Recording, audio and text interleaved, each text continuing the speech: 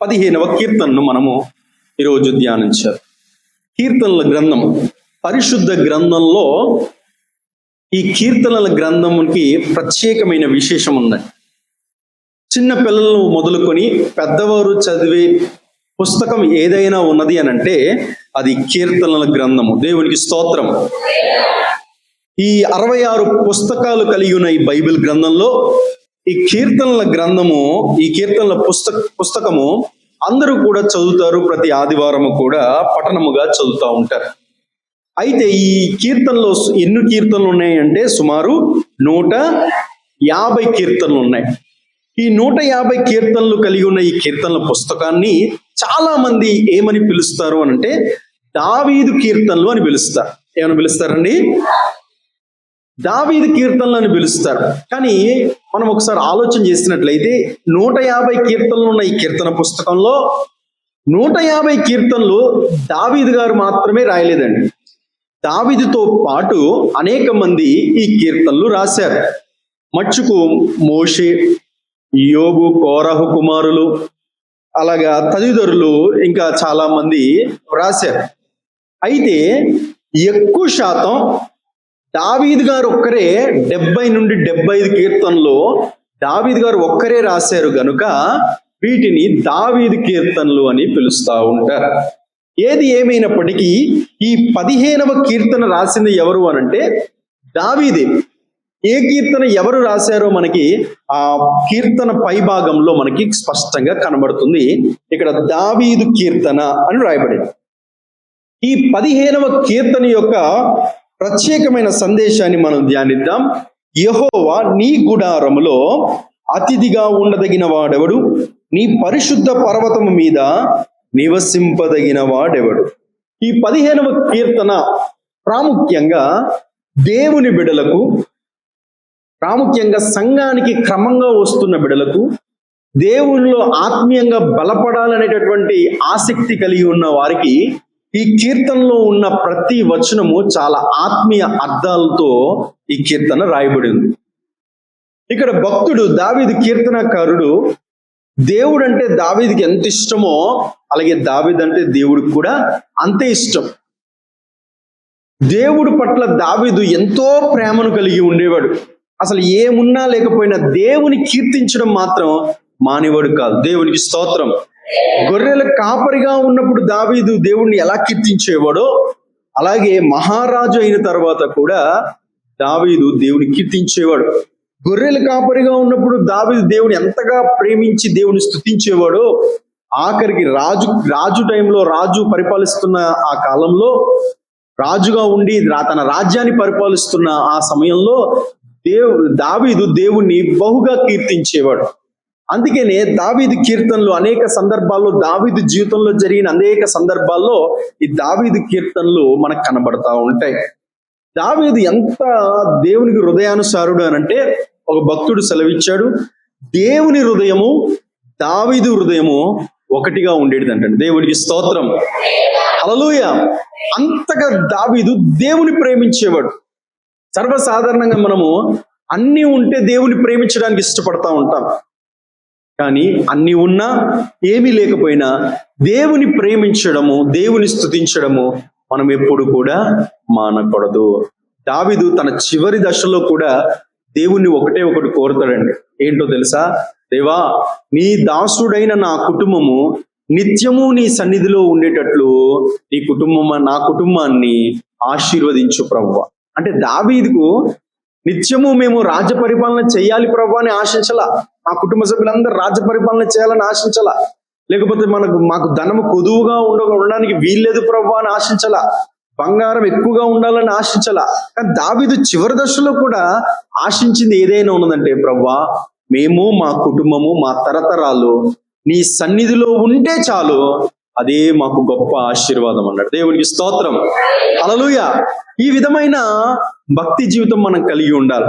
ఈరోజు ఒక్కరిగా వస్తుండొచ్చు, ఇద్దరిగా వస్తుండొచ్చు, కుటుంబంగా వస్తుండొచ్చేమో కానీ మనకెప్పుడు ఏ ఆసక్తి ఉండాలి అనంటే మనతో పాటు మన కుటుంబ సభ్యులు, మనతో పాటు మన రక్త సంబంధికులు, మనతో పాటు మా వారందరూ కూడా దేవుని సన్నిధిలో ఉండాలి అనేటటువంటి ఆసక్తి మనం ఎప్పుడు కూడా కలిగి ఉండాలి. ఆ ఆసక్తిని చూసి దేవుడు ఎంతగానో సంతోషిస్తాడు.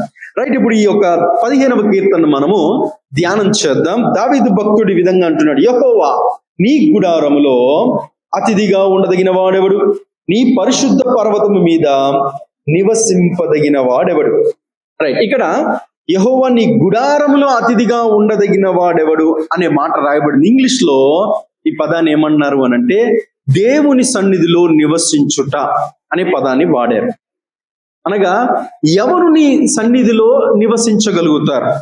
ఎవరు నీ సన్నిధిలో ఆనందించగలుగుతారు? ఎవరు నీ సన్నిధిలో నీ ప్రేమను రుచి చూడగలుగుతారు అనేది దావీదు భక్తుడు ఇక్కడ సెలవిస్తున్నాడు. దేవుని సన్నిధి అనంటే దావీదుకు చాలా ఇష్టం అని చెప్పాను కదండి. దేవుని సన్నిధి అంటే దావీదుకు మిక్కుటమైన ప్రేమ. మరి మనకుందా ఆ ప్రేమ? మనకుందా ఆ యొక్క ఇంట్రెస్ట్? దేవుని సన్నిధికి రావాలని మనం ఎప్పుడు కూడా ఆసక్తి కలిగి ఉండాలి. దుప్పి నీటి వాగుల కొరకు ఆశపడినట్లు దేవా నా ప్రాణం నీ కొరకు తృష్ణగొనుచున్నది అన్న వాక్యాన్ని మనం జ్ఞాపకం చేసుకుంటూ దేవుని సన్నిధికి రావాలనే ఆసక్తి మనల్ని బలవంతం చేయాలి. ఏం చేయాలి? మమ్మల్ని బలవంతం చేయాలి. 10 అయిందంటే ఇంటికాడ ఉండడానికి వీల్లేదు. 10 అయిందంటే ఈ టైంకి నేను దేవుని మందిరంలో ఉండాలి. ఆ ఆసక్తిని బట్టి దేవుడు నిన్ను దీవిస్తాడు. ఆ ఆసక్తిని బట్టి దేవుడు నిన్ను ఘనపరుస్తాడు. అటువంటి ఆసక్తి ఉండాలి. మరి దేవుని సన్నిధిలో ఎందుకు రావాలనే ఆసక్తి ఉన్నట్టు బైబిల్ సెలవిస్తుంది. దేవుని సన్నిధిలో సంపూర్ణ సంతోషం ఉంటుంది. బయట ఎక్కడ కూడా సంతోషం, సంపూర్ణమైన సంతోషం దొరకదు. బయట ఎక్కడ కూడా దేవుని సన్నిధి మానేసి, ఒక విశ్వాసి దేవుని సన్నిధి మానేసి బయట ఎక్కడైనా సమయం గడిపే ప్రయత్నం చేస్తున్నా చేప ఆ నీటిలో నుండి బయటికి తీసినప్పుడు ఆ చేప ఎలాగైతే విలవిల్లాడిపోతా ఉంటుందో పరిశుద్ధాత్మ దేవుడు అలా ప్రేరేపణిస్తానంట. ఈరోజు ఆదివారం దేవుని సన్నిధిలో ఉండాల్సిన నీవు ఇక్కడెందుకున్నావు? ఇక్కడెందుకున్నావు? నిజంగా దేవుడు అంటే నీకు ప్రేమ కలిగినప్పుడు పరిశుద్ధాత్మ దేవుడిని ఎప్పుడు ఏం చేస్తాడు సార్? గద్దిస్తూ ఉంటాడు, ప్రేరేపణిస్తూ ఉంటాడు. దేవుని ఆదివారం దేవుని సన్నిధిలో ఉండవలసిన నీవు ఇక్కడ ఏం చేస్తున్నావు అని ఆ ప్రేరేపణ దేవుడు నీకు దయచేస్తాడు. అలా ప్రేరేపణ ఇచ్చినప్పుడు ఆ ప్రేరేపణకు మనము లోబడి దేవుని సన్నిధికి రావాలని ఇష్టపడాలి. దేవునికి స్తోత్రం. కాబట్టి దేవుని సన్నిధిలో సంపూర్ణ సంతోషం ఉంటుంది కనుక దేవుని సన్నిధికి రావాలనేటటువంటి ఆసక్తి మనం ఎల్లప్పుడూ కూడా కలిగి ఉండాలి. ఆదివారం ఎట్టి పరిస్థితుల్లో ఆదివారం మనము మానకూడదు. ఈరోజు ఆదివారం కనుక మనం దేవుని సన్నిధికి రావాలనే ఆసక్తి మనకి ఎప్పుడు కూడా ఉండాలి. అయితే దేవుని సన్నిధిలో వచ్చిన తర్వాత ఒక విశ్వాసి దేవుని యందు భయభక్తులు కలిగి జీవించాలని ఆశపడేటటువంటి సగటు విశ్వాసి ఏ విధంగా జీవించాలి అనేది క్యారెక్టర్స్, ఆ లక్షణాలను ఇక్కడ కీర్తనకారుడు 15వ కీర్తనలో రాశాడు. ఒక్కొక్కటి మనము ధ్యానం చేద్దాం. 2వ వచనం, యథార్థమైన ప్రవర్తన కలిగి నీతిని అనుసరించుచు హృదయపూర్వకముగా నిజము పలుకువాడే చాలా. ఇక్కడ ఏమని రాయబడిందంటే యథార్థమైన ప్రవర్తన కలిగి నీతిని అనుసరించచ్చు. దేవుని సన్నిధిలో వచ్చిన వ్యక్తి దేవుని సన్నిధిలో దేవుని కొరకు జీవించాలని ఆశపడేటటువంటి సగటు విశ్వాసి, దేవునిలో బలపడాలి, ఆధ్యాత్మిక జీవితంలో మరింతగా బలపడాలని ఆసక్తి కలిగి ఉన్న ప్రతి ఒక్కరూ ఈ లక్షణాలు కలిగి ఉండాలి. ఏంటి అనంటే యథార్థమైన ప్రవర్తన, నీతి కలిగిన జీవితం కలిగి ఉండాలి.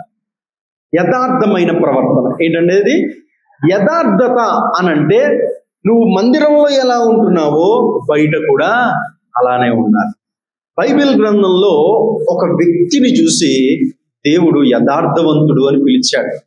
ఒక వ్యక్తిని చూసి దేవుడు నీతిమంతుడు అని పిలిచాడు. ఎవరు ఆ వ్యక్తితో మనం ధ్యానిద్దాం. మీ చేతులు పరిశుద్ధ గ్రంథం తీసుకురండి. ఆదికాండం 6వ అధ్యాయం. ఆదికాండము 6వ అధ్యాయము 9వ వచనం. నోవహు నీతిపరుడును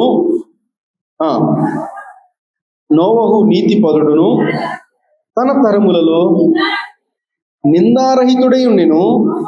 నోవహు దేవునితో కూడా నడిచినవాడు. చాలా 7వ అధ్యాయం 1వ వచనం కూడా చదువుదాం. యెహోవా అంటున్నాడు, ఈ తరము వారిలో నీవే నా ఎదుట నీతిమంతుడవైండుట చూచితిని. దేవునికి స్తోత్రం. ఇప్పుడు చూడండి, ఒక భక్తుణ్ణి దేవుడు చూడగలిగాడు.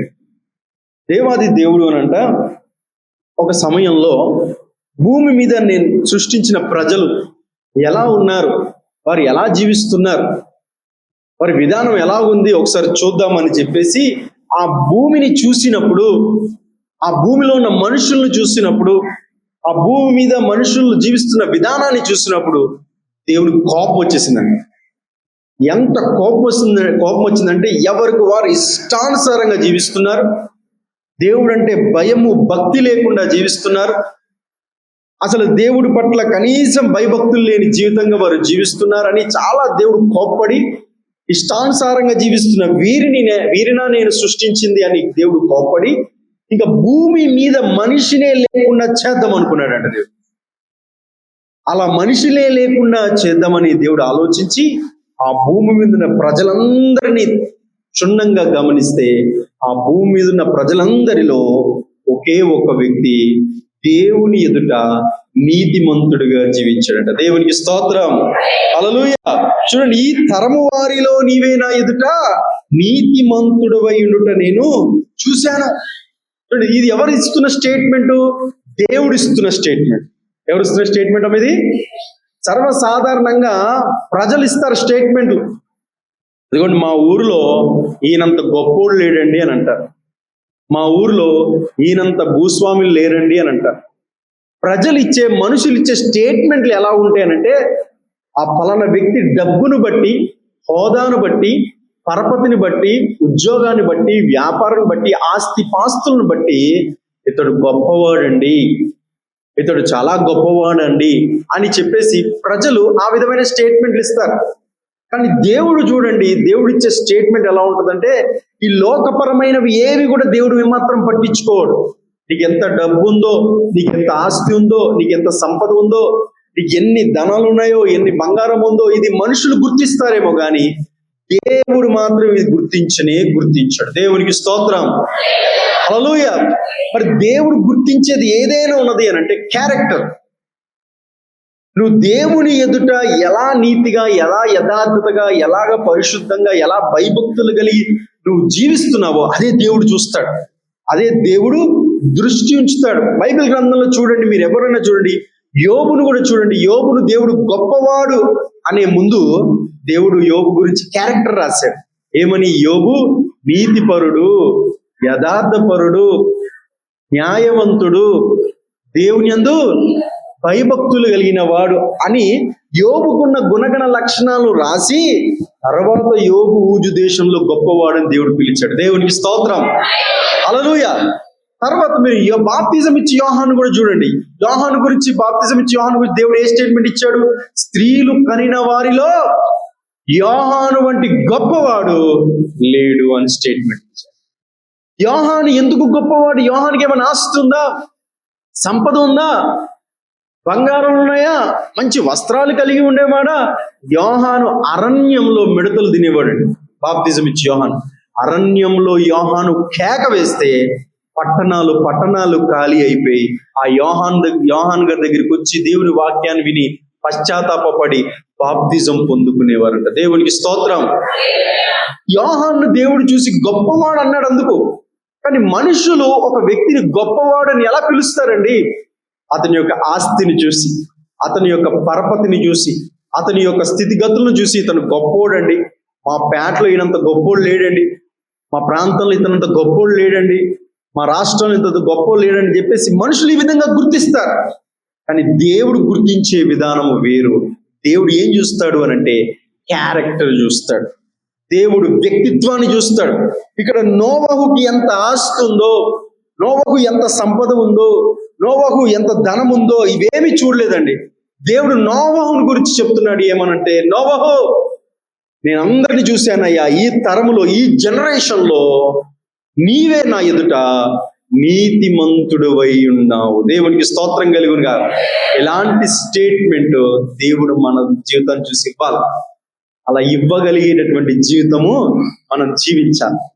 ఆనాడు నోవహు ఒక్కడు నీతిగా యథార్థంగా జీవించిన కారణాన్ని బట్టి, నోవహు తను నీతిగా తన యథార్థంగా జీవిస్తూ తన కుటుంబాన్ని ఆ విధంగా నడిపించిన కారణాన్ని బట్టి దేవుడు అన్నాడు, నోవహు, ఈ తరములో నువ్వు నా ఎదుట నీతిమంతుడుగా జీవించావు గనుక, ఈ కుటుంబాన్ని అలా నడిపించావు గనుక, ఇదిగో ఈ ప్రళయము నుండి నువ్వు తప్పించుకోవడానికి ఇదిగో ఓడను నిర్మించు, ఆ ఓడలోనికి మీ కుటుంబం ప్రవేశించండి అన్నాడు. దేవునికి స్తోత్రం, హల్లెలూయా. దేవుని మందిరంలో మనం నివసించాలని ఆశిస్తున్నాం.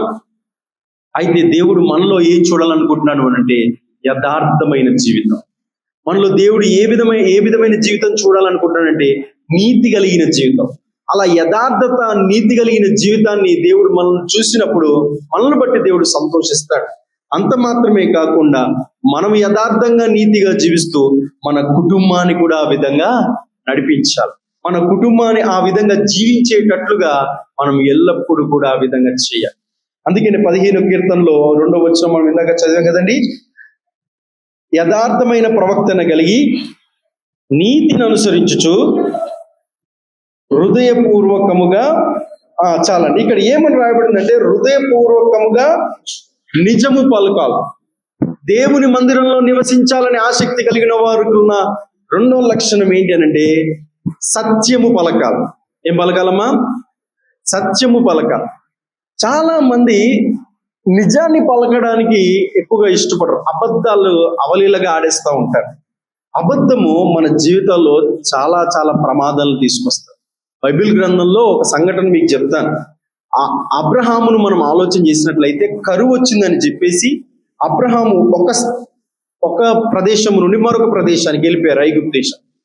అలా మరొక ప్రదేశానికి వెళ్ళినప్పుడు అబ్రహాము తన భార్య అయిన శారైతో అంటాడు, ఈ ప్రదేశంలో మనము బ్రతకాలి అని అంటే నేను ఒక మాట చెప్తాను, ఆ పని నువ్వు చెయ్యాలి. ఏం చెయ్యాలండి? ఇదిగో నీవు నాకు చెల్లివి అవుతావని అబద్ధమాడు. అదేంటండి, భర్త కదా, అలా చెప్పకపోతే, అలా అబద్ధం చెప్పకపోతే మనల్ని ఇక్కడ బ్రతకనివ్వరు. సరే, నా భర్తే కదా చెప్పాడని చెప్పేసి ఈమె ఏం చేసింది? అబద్ధం ఆడేసి చెల్లి అని చెప్పి తను ఒప్పుకుంది. తర్వాత ఏం జరిగింది అని అంటే అబ్రహాం యొక్క భార్యను ఆ ఫరో ఆశించి తన రాజనగరంలో తీసుకొని వెళ్తాడు. అలా తీసుకొని వెళ్తున్నప్పుడు ఇక్కడ అబ్రహాం సేఫ్ ప్లేస్ లో ఉన్నాడు, కానీ శారాయి మాత్రం కొనుక్కోబడుతుంది. ఒక భక్తుడు ఈ విధంగా రాశాడు, అబద్ధమాడమని నాతో చెప్పి నువ్వు సేఫ్ ప్లేస్ లోకి వెళ్ళిపోయావా అబ్రహాము అని చెప్పి భార్య అంటే అబ్రహాం అదే విధంగా చూసింది. సరే, తర్వాత జరిగిందంతా కూడా మనకు తెలుసు. ఆ ఫరో శారాయిని ముట్టడానికి ఏమాత్రం అనుమతించలేదు. తర్వాత అబ్రహామును పిలిచి మా దగ్గర నుండి మీరు వెళ్ళిపోండి అని చెప్తూ శారాయిని తీసుకున్న కారణాన్ని బట్టి అబ్రహాముకు ఏమిచ్చాడండి? గొర్రెలు, ఎడ్లు, దాసీలు ఇచ్చి పంపించాడు. చాలా మంది అనుకుంటారు అబ్రహాము అబద్ధం ఆడడం వల్ల అబ్రహాముకు నష్టమేమీ జరగలేదు కదా అని అనుకుంటా ఉంటారు. కానీ ఆ దాసీల్లో నుండి వచ్చింది ఎవరో తెలుసా అండి? హాగరు. ఎవరమ్మా? హాగరు అబ్రహాముకు శారాయికి ఏమైనా నెమ్మది కలిగించిందా? సంతోషాన్ని కలిగించిందా? ఆనందాన్ని కలిగించిందా? వారి కుటుంబం బాగుండేటట్లుగా చేసిందా అంటే లేదు. హాగరు వలన శారాయి తర్వాత ఎంత బాధపడిందో, తర్వాత హాగరు పుట్టిన ఇష్మాయిల్ వలన, ఇస్సాకు వలన, వీరిద్దరికి ఇప్పటికీ కూడా ఇరు దేశాలు ఇప్పటికీ కూడా వైర్యం అలానే ఉందండి. ఆనాడు అబ్రహాం ఆడిన ఆ అబద్ధము అబ్రహాం మాత్రమే కాదు, తర్వాత చాలా జనరేషన్స్ సఫర్ అవుతూనే ఉన్నారు. అనగా ఇక్కడ భక్తుడు ఏమంటాడంటే హృదయపూర్వకంగా ఏం పలకాలండి? నిజము పలకాలి, సత్యము పలకాలి. ఎందుకు మనం సత్యము పలకాలంటే సామెతల గ్రంథము 12వ అధ్యాయం 22వ వచనంలో ఈ విధంగా రాయబడింది. ఒకసారి చూద్దాం ఆ మాటను. అబద్ధమాడు పెదవులు యెహోవాకు హేయములు, సత్యవర్తనులు ఆయనకు ఇష్టలు. చాలా సత్యం ఎవరైతే, నిజం ఎవరైతే పలుకుతారో అబద్ధమాడేవారు దేవునికి ఇష్టమైన వారు కాదు. అలాగే ఎవరైతే సత్యము పలుకుతారో వారు దేవుడంట అలా సత్యము పలికేవారంటే దేవుడికి ఎంతో ఇష్టం. అలా నిజం పలికేవారంటే దేవుడికి చాలా ఇష్టం. కాబట్టి మనం పరిస్థితులను బట్టి కొన్నిసార్లు అబద్ధం ఆడేస్తూ ఉంటాం. కానీ అబద్ధం ఆడకుండా నిజము పలికేవారుగా మనం ఎప్పుడు కూడా ఉండాలి. తర్వాత వచనాన్ని మనం ధ్యానిద్దాం. అట్టివాడు చాలండి. ఇక్కడ ఏమని రాయబడిందంటే అట్టివాడు నాలుకతో కొన్నెములాడడు. చూడండి, ఈ 15వ కీర్తన మనము ధ్యానించినట్లయితే ఒక వచనం ఏం చేయాలో చెప్తుంది, మరొక వచనం ఏం చేయకూడదో చెప్తుంది. ఒక వచనం ఏం చేయాలో చెప్తుంది, మరొక వచనం ఏం చేయకూడదో చెప్తుంది. ఇందాక వచనం మనం ధ్యానించాం, ఏం చేయాలో చెప్పింది. నీతిగా ఉండాలి, యథార్థంగా ఉండాలి, సత్యమే పలకాలి అని ఇందాక వచనాలు మనం ధ్యానించాం. ఇప్పుడు ఈ వచనాన్ని మనం ధ్యానిస్తున్నాం. ఏంటి అంటే అట్టివాడు నాలికతో కొన్నెములాడడు. కొన్నాలి అంటే అసలు ఈ పదం ఎలా వచ్చిందో తెలుసా అండి? తేలు ఉందండి, తేలు ఏం చేస్తుంది? సైలెంట్గా వచ్చి కుట్టేసి సైలెంట్గా వెళ్ళిపోతుంది. అది సైలెంట్గానే వచ్చింది, కుట్టేసింది, సైలెంట్గా వెళ్ళిపోయింది. కానీ నీకేం కలిగింది? ఇక్కడ ఆ నొప్పి కలిగింది. ఎందుకు ఆ నొప్పో తెలుసా? అది వచ్చి కుట్టిన తర్వాత అది ఏం వదిలేసి వెళ్ళిపోతుందండి? కొండెము. ఏంటమ్మా? కొండెం వదిలేసి వెళ్ళిపోతుంది. అదే నీకు చాలా నొప్పి, అదే నీకు చాలా బాధను కలిగిస్తూ ఉంటాం. అలాంటి తేలు లాంటి వారు ఉంటారు. అలాంటి వారుగా మనం ఉండడానికి వీలు లేదు. కొండెములు చెప్పడము అనంటే ఒకరి గురించి మరొకరికి చెడుగా చెప్పడము, ఒకరి గురించి మరొకరికి చెడు ప్రచారము చేయడం అనేది కొండెములు ఆడడము అని అర్థం. అలా కొండెములు ఆడినప్పుడు ఏం జరుగుతుందనంటే అతని గురించి నువ్వు ఇంకొకతనికి చెడు ప్రచారం చేసేసి నువ్వు సైలెంట్ గా వచ్చేసావు. కానీ అతని మనసు, ఆమె మనసు ఏ విధంగా అవుతుందో తెలుసు. అయ్యో, నేను అతన్ని ఇంత నమ్మానే, ఆమెను ఇంత నమ్మానే, నా గురించి అలా చెప్పుకుంటున్నారా, లేకపోతే నా గురించి ఇలా అనుకుంటున్నారని ఇతని మనసంతా బాధ కలుగుతూ ఉంటుంది. అందుకని బైబిల్ గ్రంథంలో ఈ కొండెముల గురించి దేవుడు మరొక చోట రాయించాడు. చదువుదాం. లేవియ కాండము 19వ అధ్యాయము 16వ వచనం. ఏనమ్మా? లేవియ కాండము కొండెములాడుచు ఇంటింటికి తిరగకూడదు, నీ సహోదరునికి చాలండి. అంటే ఈ కొండెములు ఆడేవారు ఎవరయ్యా అంటే ఇంటింటికి వెళ్ళి ఒకరి గురించి ఒకరికి చెడు ప్రచారం చేస్తూ ఉంటారు. ఎవరైతే దేవుని యొక్క సన్నిధిలో నివసించాలని, ఎవరైతే దేవుని సన్నిధిలో ఫలించాలని ఆశిస్తున్నారో వారిలో ఉండకూడని లక్షణం ఏదైనా ఉందంటే కొండలు చెప్పేటటువంటి వారుగా ఉండడానికి వీలు లేదు. దేవునికి స్తోత్రం. ఒకరి గురించి మరొకరికి చెడు ప్రచారం చేసేటటువంటి పని అది ఏ మాత్రము మంచిది కాదు. అది మనకు ఆశీర్వాదము కానీ కాదు. అలా ఉంటే దేవుడు అంట వారిని ఇష్టపడడంట, దేవుడు వారిని అసహ్యించుకుంటాడు అని బైబిల్ వాక్యం సెలవిస్తుంది. తర్వాత వచనం మనం చూద్దాం. తన పొరుగువాని మీద నింద మోపడు. 4వ వచనం. అతని దృష్టికి నీచుడు, అసహ్యుడు అతడు. యెహోవా యందు భయభక్తులు గల వారిని సన్మానించును. అతడు ప్రమాణము చేయగా నష్టము కలిగినను మాట తప్పడు. చాలండి. ఇక్కడ ఇప్పుడు ఏం చేయాలో మళ్ళా దావీదు భక్తుడు చెప్తున్నాడు. ఎవరైతే దేవుని సన్నిధిలో నివసించి ఫలించాలని ఆశిస్తున్నారో వారు చేయవలసింది మరొకటి ఏంటి అనంటే యెహోవా యందు భయభక్తులు గల వారిని సన్మానించాలి. ఏం చేయాలమ్మా? సన్మానించాలి. మరి దేవుని సన్నిధిలో ఎవరిని సన్మానించాలి అని మనం ఆలోచన చేస్తే బైబిల్ గ్రంథంలో దానికి రెఫరెన్స్ ఒక వచనం రాయబడింది. చదువుదాం. తిమోతికి రాసిన మొదటి పత్రిక 5వ అధ్యాయము 17వ వచనం. తిమోతికి రాసిన మొదటి పత్రిక 5వ అధ్యాయము 17వ వచనం. బాగుగా పాలన చేయ పెద్దలను విశేషముగా వాక్యమందును ఉపదేశమందును ప్రయాసపడు వారిని రెట్టింపు సన్మానమునకు చాలండి. ఇక్కడ ఎవరిని మనం సన్మానించాలి, ఎవరిని మనం గౌరవించాలి అని అంటే, విశేషముగా వాక్యమందు ఉపదేశమందు ప్రయాసపడు వారిని రెట్టింపు సన్మానమునకు పాత్రులుగా ఎంచవాలి. ఒక విశ్వాసి దేవుని సన్నిధిలో ఎదగాలని, దేవుని సన్నిధిలో నివసించాలని, దేవుని సన్నిధిలో ఫలించాలనేటటువంటి కలిగి ఉన్న విశ్వాసి సన్మానించడం అనేది కూడా నేర్చుకో. ఎవరిని సన్మానించాలి? విశేషముగా వాక్య పరిచర్య ఎవరైతే చేస్తారో, విశేషముగా దేవుని సేవలు ఎవరైతే ప్రయాసపడతారో వారిని ఏం చేయాలి? మనము సన్మానించాలి. ఎవరు వాళ్ళ సన్మానకు పాత్రులు అనంటే సంఘమునకు కాపరి. దేవునికి స్తోత్రం, హల్లెలూయా. సంఘ కాపరిని మనం ఏం చేయాలమ్మా? సన్మానించుకోవాలి, గౌరవించుకోవాలి. అలా ఎప్పుడైతే సంఘ బిడ్డలు తమ సంఘ కాపరిని గౌరవిస్తారో, సంఘ బిడ్డలు తమ సంఘ కాపరిని ఈ విధంగా సన్మానిస్తారో, ఆ సంఘమును బట్టి దేవుడు ఎంతగానో సంతోషిస్తాడు.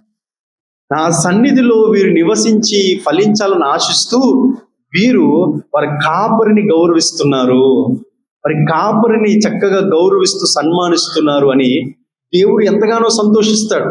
ఇది నేను చెప్పట్లేదండి, వాక్యమే ఉంది. విశేషముగా వాక్యమందు ఉపదేశమందు ప్రయాసపడిన వారిని రెట్టింపు సన్మానం చేయాలి. దైవజనులను మనం ఏం చేయాలి? గౌరవించుకోవాలి. దైవజనులు మనం ఏం చేసుకోవాలి? గౌరవించుకొని సన్మానం. పౌలు అనేటటువంటి దైవజనుడు గలతీ అనేటటువంటి సంఘానికి ఉత్తరం రాస్తూ ఒక అద్భుతమైన మాట చెప్పాడండి. గలతీ సంఘంలారా, మీరు నా గురించి, నా పట్ల కలిగి ఉన్న ప్రేమ, నా పట్ల కలిగి ఉన్న ఆప్యాయత, నా పట్ల కలిగి ఉన్న విశేషమైన ఈ యొక్క ప్రేమను బట్టి నేను ఎంత సంతోషిస్తున్నాను అనంటే, ఒకానొక సమయంలో నాకు వచ్చిన కంటి జబ్బును బట్టి, నాకు కంటి జబ్బు వచ్చిందని మీకు తెలిసినప్పుడు మీరు ఏం చేయాలని నిర్ణయించుకున్నారో తెలుసా? అవసరమైతే మీ కండ్లను ఊడబెరికి నాకు ఇవ్వాలని ఆశించారు అన్నాడు. దేవునికి స్తోత్రం. అటువంటి మంచి సాక్ష్యాన్ని గలతీ సంఘం గురించి అపోస్తలుడైన పౌలు గారు ఆ మాట చెప్పారండి. అలా చెప్పినప్పుడు ఆ గలతీ సంఘం గురించి మాటి మాటికి పౌలుకు గుర్తొచ్చిన వీరు మాత్రం నా గురించి ఎక్కడ వెనకాడరు. అసలు నాకు వచ్చిన కంటి జబ్బు వారికి తెలిసిందని వారు వినగానే వారి కండ్లను ఊడబెరికి నాకు ఇవ్వాలని ఆశించారు. దేవుడు ఆ సంఘాన్ని దేవుడు నాకు ఇచ్చాడు అని పౌలు భక్తుడు కూడా గలతీ సంఘాన్ని చూసి ఎంతగా సంతోషించేవాడు. ఆ విధంగా ప్రతి సంఘంలో ఉన్నవారు సంఘ కాపరిని ఏం చేసుకోవాలమ్మా? గౌరవించుకోవాలి, సన్మానించుకోవాలి. సంఘ కాపరి మీద ఏమాత్రం ఒక్క మాట కూడా చెడు ప్రచారం చేయడానికి వీలు లేదు. అలా ఒకవేళ ఆ చెడు ప్రచారం చేసే వ్యక్తిగా ఎవరైనా ఉంటే దేవుడు వారిని చూసి ఇష్టపడరు. దేవుడు వారిని చూసి ఇష్టపడరు. ఎందుకంటే మీ క్షేమం కోసం, మీ ఆధ్యాత్మిక జీవితాన్ని ఎదుగుదల కోసం, మీరు ఆధ్యాత్మిక జీవితంలో ఫలించాలని మీకోసం ప్రార్థన చేస్తూ, మీకోసం ఉపవాసాలు ఉంటూ, మీకోసం వాక్యాన్ని సిద్ధపరుస్తూ శ్రేష్టమైన ఆత్మీయ ఆహారాన్ని మీకు బోధిస్తున్నాడు. అలా బోధిస్తూ ఉన్నప్పుడు ఆ బోధించే కాపరిని మనం ఏం చేసుకోవాలి? ప్రేమించాలి, గౌరవించాలి, సన్మానించే వారిగా ఉండాలి. దేవునికి స్తోత్రం. అలా ఉండే వారిని బట్టి దేవుడంట అలా సంతోషిస్తాడంట. తర్వాత వచ్చిన మనం చూద్దాం 15వ కీర్తన. తన ద్రవ్యము వడ్డీకియడు, ఈ ప్రకారము చేయువాడు ఎన్నడును కదల్చబడడు. దేవునికి స్తోత్రం కలుగునుగా. ఈ చివరి వచనము, ఈ అన్ని వచనాలు అందరికీ నచ్చుతాయి కానీ ఈ చివరి వచనమే చాలా మందికి నచ్చదు. ఏమనుంది పరిశుద్ధ గ్రంథం? తన ద్రవ్యము వడ్డీకియడు. పాస్టర్ గారు మీకు తెలియదండి, అది వేరేలాగా మేము అర్థం చేసుకోండి. నువ్వు వేరేలాగా అర్థం చేసుకోవచ్చేమో, బైబిల్ ఉన్నట్టుగా మనం చదివించా. తన ద్రవ్యాన్ని వడ్డీకియడు. దేవుడు మనకి ఇచ్చిన ద్రవ్యాన్ని బట్టి కూడా దేవుడు మనకి లెక్క అడుగుతాడు. దేవుడు నిన్ను ఆశీర్వదించి నేను నీకు ఈ విధంగా ఇంత ధనాన్ని నీకు ఇస్తున్నాను, ఈ ఆశీర్వాదాన్ని నువ్వు ఏ విధంగా ఖర్చు పెడుతున్నావు, ఈ ఆశీర్వాదాన్ని నువ్వు దేనికోసం ఖర్చు పెడుతున్నావు, ఈ ఆశీర్వాదాన్ని నువ్వు ఏ విధంగా రెట్టింపు చేసుకోవాలనుకుంటున్నావో అది కూడా దేవుడు చూస్తాడు. అలా నీ ద్రవ్యాన్ని వడ్డీకి ఇచ్చినప్పుడు ఆ వడ్డీ కట్టే వ్యక్తి చాలా సంతోషం అండి, మీరు నాకు వడ్డీకి డబ్బులు ఇచ్చారండి, ఇదిగోనండి ఈ నెల వడ్డీ అని సంతోషంగా ఎవరైనా ఇవ్వగలుగుతున్నారండి వడ్డీ రోజు? నిన్ను తిట్టుకుంటూ, నిన్ను విసుక్కుంటూ, నేను నానా మాటలు అనుకుంటూ నీకు ఆ వడ్డీ డబ్బులు ఇస్తే అది నీకు ఆశీర్వాదమా? మీరు ఏమన్నా పాస్టర్ గారు, నాకు డబ్బులు వస్తున్నాయి చాలు అలా అనుకుంటారు చాలా మంది. లేదండి, బైబిల్లో వాక్యాన్ని మనం ధ్యానిద్దాం. అలా తిట్టుకుంటూ విసుక్కుంటూ నానా మాటలు అనుకుంటూ ఆ డబ్బులు ఇవ్వడం వలన, ఆ డబ్బులు నువ్వు ఖర్చు పెట్టుకోవడం వలన నీకు ఆశీర్వాదం అని అనుకుంటే అది ఆశీర్వాదం కానే కాదు. ధనాన్ని ఏ విధంగా ఖర్చు పెట్టాలో, ధనాన్ని ఏ విధంగా వృద్ధి చేసుకోవాలో తగిన జ్ఞానాన్ని కూడా దేవుడే మనకు ఇస్తాడు. నీ ద్రవ్యాన్ని వడ్డీకి ఇయ్యొద్దు అని దేవుడు ఈ విధంగా సెలవిస్తున్నాడు. తర్వాత ఉన్నది లంచము పుచ్చుకోకూడదు. ఏముందమ్మా లాస్ట్ వచనం? నిరపరాధిని చెరుపుటకై లంచము పుచ్చుకోకూడదు. ఒకవేళ పుచ్చుకుంటే ఏం జరుగుతుంది? నిరపరాధి యొక్క రక్తము మొరపెడుతుందమ్మా. నిరపరాధి రక్తం మొరపెడుతుంది. మీ అందరికీ తెలుసు కదండి, అహాబు అలాగే యెజెబెల్ వారు ద్రాక్ష తోటను కావాలని అనుకున్నారు, అహాబు రాజు. అయితే ఆ ద్రాక్ష తోటను కావాలనుకున్నప్పుడు ఆ ద్రాక్ష తోట యజమాని చెప్పాడు, అయ్యా ఇది మా పితరులు ఇచ్చిన స్వాస్థ్యం, మేము అమ్మలేము, అయినా సరే ఏదో ఒక విధంగా చేసేయాలని చెప్పేసి అతన్ని ఏం చేశారంటే రాళ్లతో కొట్టి చంపి, రాజును దూషించాడు అని చెప్పేసి రాళ్లతో కొట్టి చంపించేశాడు. అతనికి వ్యతిరేకంగా 2 అబద్ధ సాక్షులను నిలబెట్టించారు అంటే వారికి ఏం చేశారు? లంచం, ఏదో ఒక డబ్బులు ఇచ్చే వారిని నిజం చెప్పండి అని చెప్పి, ఈ విధంగా అబద్ధాన్ని నిజం చెప్పండి అని బలవంతం చేసి ఉండొచ్చు. ఆ విధంగా వారు అలా చెప్పేసి ఆ యొక్క వ్యక్తిని రాళ్లతో కొట్టి చంపేశారు. అయితే ఆ రక్తము ఊరుకుందండి? లేదు. ఆ చిందించబడిన రక్తము దేవునికి మొరపెట్టింది. దేవునికి స్తోత్రం. ఎవరైతే ఆ హత్యలో పాలు పంచుకున్నారో వారందరి మీద దేవుని ఉగ్రత వచ్చి, లంచాన్ని కూడా మనము తీసుకోకూడదు. ఇలా అయితే ఎలా జీవించగలుగుతామండి? అలా జీవించేవారే దేవునికి ఇష్టం. దేవునికి స్తోత్రం. అలా జీవించేవారే దేవుని సన్నిధిలో ఎదగగలుగుతారు.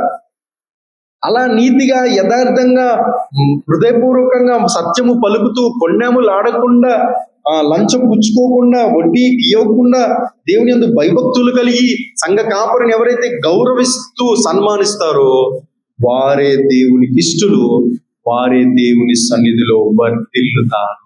దేవునికి స్తోత్రం. అలా దేవుని సన్నిధిలో మీరు వర్ధిల్లాలని దేవుడి రోజు ఈ వాక్యం ద్వారా దేవుడు మనతో మాట్లాడు. దేవుడి వాక్యము దీవించి ఆశీర్వదించును గాక. చిన్న ప్రార్థన. ప్రేమ నమ్మకము కలిగిన మా తండ్రి, మీకు స్తోత్ర. 15వ కీర్తనలో ఈరోజు ఈ వాక్యము ద్వారా క్లుప్త సందేశాన్ని మీరు మాకు అందించినందులకై స్తోత్ర. అయ్యా ప్రభా, నీ సన్నిధిలో నివసించాలంటే, నీ సన్నిధిలో ఎదగాలంటే మేము ఎలాంటి లక్షణాలు కలిగి ఉండాలో ఈరోజు ఈ వాక్యము ద్వారా మీరు మాతో మాట్లాడినందుకు వందనాలు. నోవహునైనా తన తరములో నీతిగా జీవించగలిగాడు, యథార్థంగా జీవించగలిగాడు. అలా నీతి యథార్థమైన జీవితం మాకు దయచేయమని ప్రార్థిస్తున్నాను. కొండములాడేవారుగా కాక సత్యము పలిగేవారుగా ఉండడానికి సహాయం చేయమని ప్రార్థిస్తున్నాను.